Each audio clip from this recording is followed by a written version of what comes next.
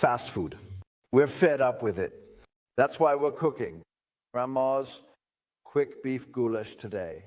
Welcome to Kale Cooks. Light, camera, action.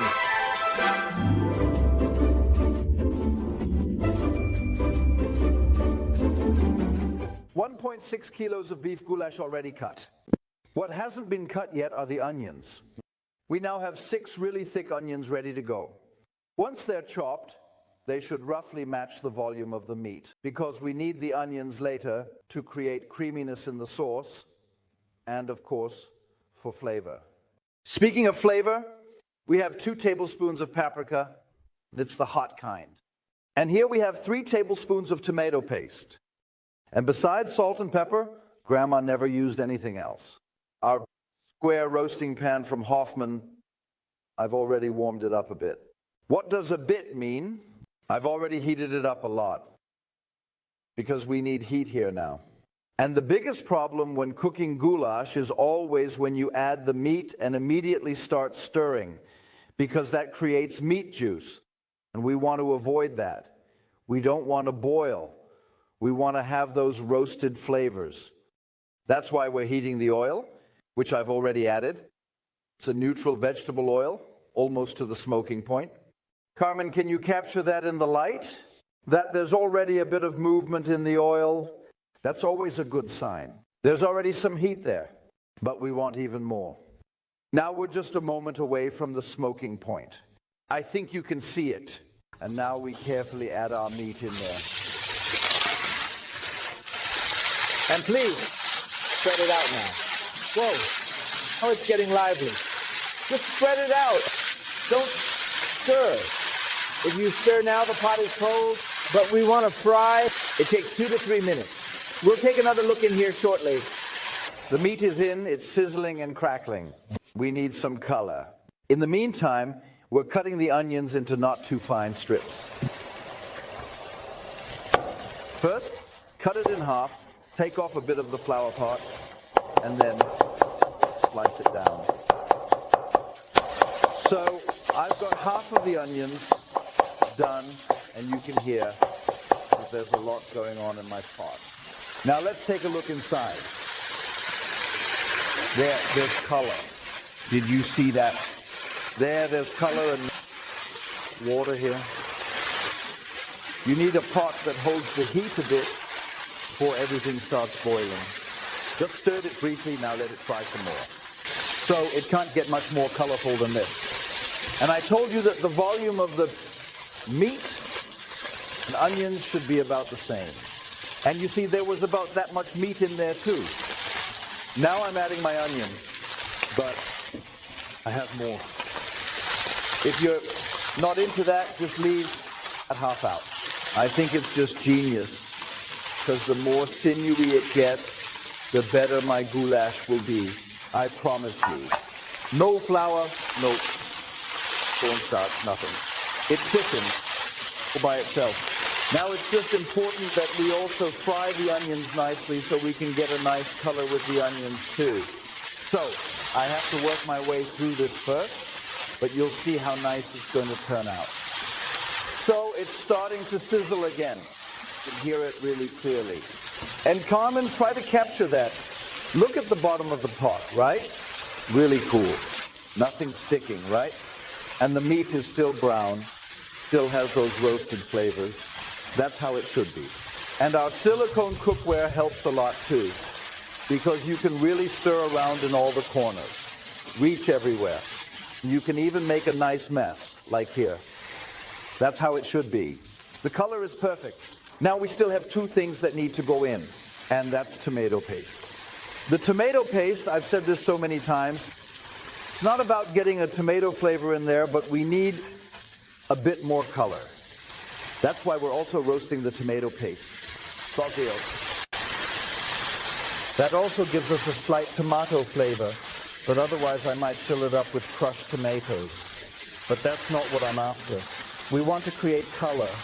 So we're basically mixing in the tomato paste now, waiting for it to take on a bit of color. And then we can deglaze for the first time. And that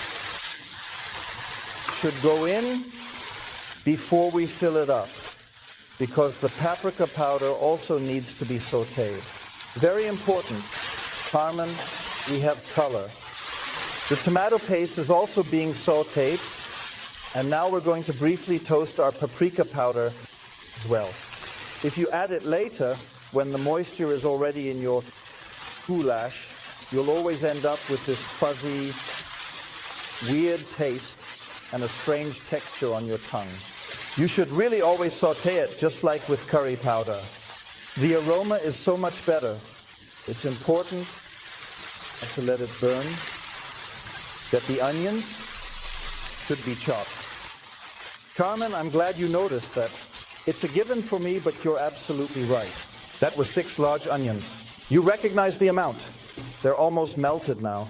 If some are left over in my finished goulash, yes, and why? It's good, it tastes great. But most of them are melting. Everything's in there, almost everything. Now I'm seasoning salt and pepper. You can definitely be a little bold with that. I can't just say 2 tablespoons of salt to that. That's something everyone has to decide for themselves. With salt, you can always add more later. If you don't like it too salty, please be careful with that. It's similar with pepper. With pepper, it actually helps if it cooks in. It's a bit harder to adjust the seasoning later. That should work for Carmen and me. And now we're going to fill that up. And we were asked in another film, how much water is that, or how many milliliters is it actually? I can't really say. And that's for one simple reason. As you can see, I'm adding so much water on top until my goulash is completely covered, meaning the meat and the onions are fully submerged. That's exactly what my grandma always said. Just covered. We're going to let that cook for about 45 minutes now, and then we'll take another look. That looks pretty good already. But you can't really see much. Above all, we want to take a look at how the sauce has thickened. Yeah. And look, I'm stirring it for the first time here. And you can see we've actually achieved a nice thickness thanks to these onions. And it's like with all stews, this dish is definitely very good today. Just as sure as that it will be even better tomorrow. What I find great is that we already have the thickness. The onions are almost cooked down.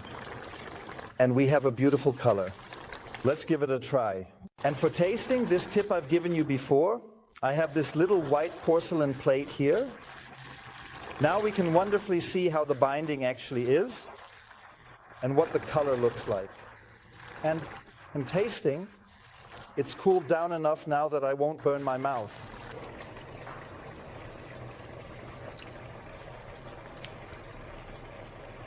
I mentioned earlier, be careful with the salt. You can still add something. The spiciness from the pepper is perfect for me. However, salt, yes. So let's add a little more salt. That's the great advantage, that everyone can do it the way they want. And at this point, I know what you're thinking. Why does Kalle use a grinder for salt? I understand that salt is a mineral and has no essential oils. But when I salt like this, I can measure it out exactly when I add some from the salt bowl. How often does it happen that you end up with too much all at once? That can't happen with a salt grinder. Beef goulash with just a few ingredients, following my grandmother's recipe. And on the side, for those who like, tagliatelle with fresh chanterelles. What's not to like about that? Cooking, be simple.